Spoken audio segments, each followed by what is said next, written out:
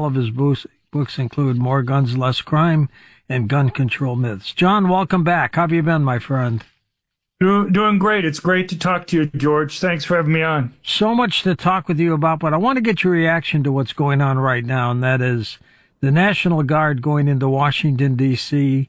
Now President Trump, who you know, is talking about going into Chicago. What are your thoughts on that? Well, it's had a dramatic impact in Washington, D.C. D.C. has had phenomenally high crime rates. Their murder rate is higher than any other city in the top 25 cities in terms of population. It's much higher than the second most dangerous city.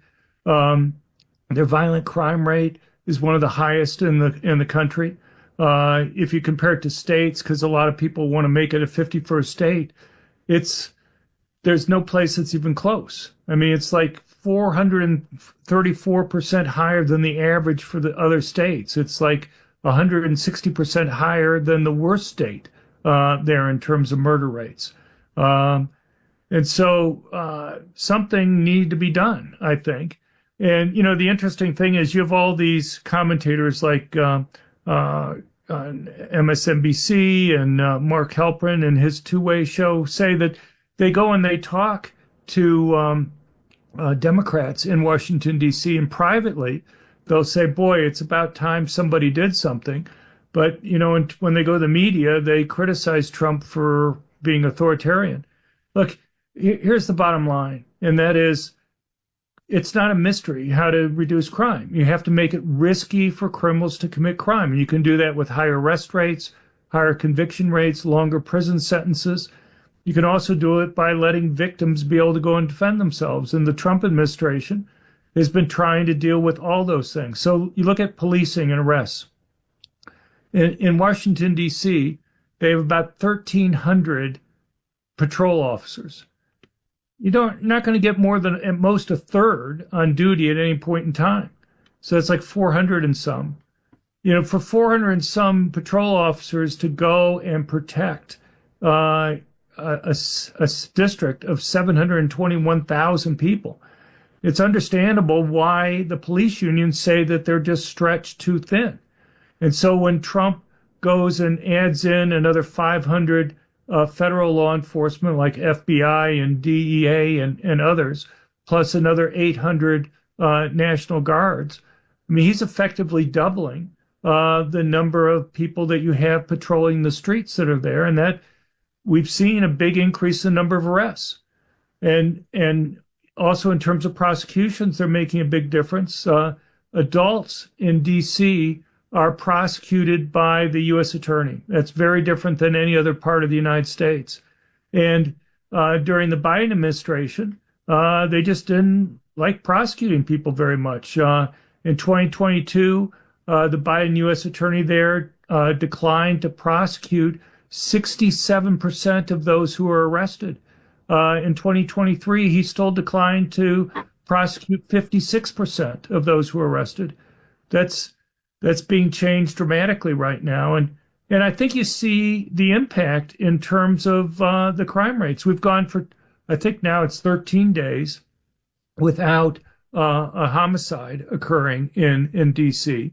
And just to give you an idea how incredibly rare that is, if you take the homicides that occurred in 2024 and just assume that they would be doing it at the same rate this year, the odds that you could get 12 days in a row without a homicide is only 0.2%, 1/5 of 1%. And so that's like saying, I'm going to take a bet where it's 1 to almost 500 odds that something's going to occur.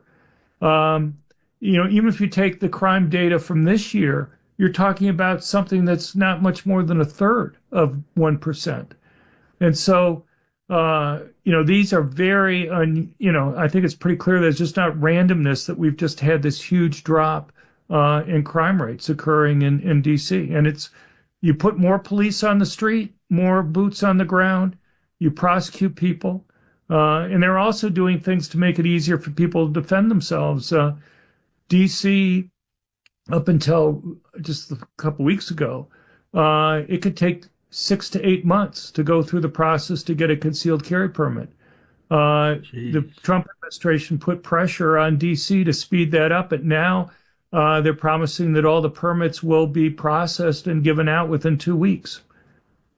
What is Chicago like, John? Well, Chicago's pretty bad too. It's not as bad as Washington, D.C. But look, in many recent years, you've had arrest rates for murders that have been in the teens. You may have like 15, 16, 17% rate of arrests for murder. And, and when you're talking about murders involving something like gangs, those are even much more difficult to solve and to result in an arrest and a conviction. And so, that's just, so if I have like 16% probability of arrest, and not even all those who are arrested are going to get convicted, you have to ask yourself, how risky is it for somebody to go and commit murder, particularly if they're involved in a gang in Chicago? And so it's not too surprising that you're going to have the amount of gang violence that you have. Are these regions, John, also the regions that cut back on their police forces? They did. Chicago in 2020 reduced the number of police officers by like 400. Jeez. Was a substantial cut. DC, I think, is still like 800 officers below what they were supposed to be at originally. We've seen this across the country, and it affects many different things. I'll give you one example. So you go, 6 years ago, if you were to call up 911 any part in the country, they'd send out a police car to go and take your report. Now there are many parts of the country, you call up 911, they'll ask you, is the criminal still there committing the crime? And if you say no, which is almost always going to be the answer, then they'll say, well, you can come down to the police station and wait in line, and you can fill out a police report. The problem is that when you make it more time consuming, more difficult for people to go and fill out a police report, you're going to have some people who are going to say it's just not worth their time to go and do that. And so one thing that we've seen happening over the last few years is a bigger difference between the total number of crimes occurring and the number of crimes that are reported to police. So, you have two problems in a place like Washington, D.C., where the crime rate is very high.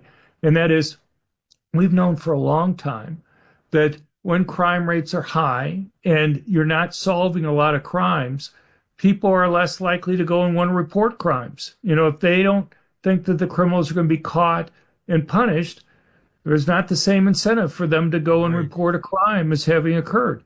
And for a high crime place like Washington, D.C., it's a real problem. The other problem with Washington, D.C., is there appears to be, at least according to the police union, a lot of manipulation with regard to the crime data. Hold on for a second, John. We're going to take a short break. We're with John Lott, author of More Guns, Less Crime.